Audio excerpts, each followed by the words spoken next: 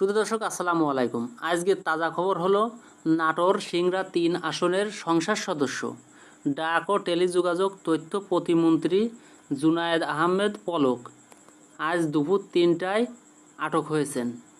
মঙ্গলবার শাহজালাল আন্তর্জাতিক বিমানবন্দর দিয়ে পালানোর সময় তাকে আটক করা হয়। বিষয়টি নিশ্চিত করেছেন সংশ্লিষ্ট এক কর্মকর্তা। শেখ হাসিনা দেশ ত্যাগের পরপরই মন্ত্রীর বাড়ি আগুন দিয়ে পুড়িয়ে দেওয়া হয়। ডাক ও টেলিযোগাযোগ প্রতিমন্ত্রী জুনায়েদ আহমেদ পলক যখন দুপুরে পালাচ্ছিল তখন কিছু বিক্ষিপ্ত জনতা তাকে চিনে ফেলে এবং তাকে সেনাবাহিনীর হাতে হস্তান্তর করেন।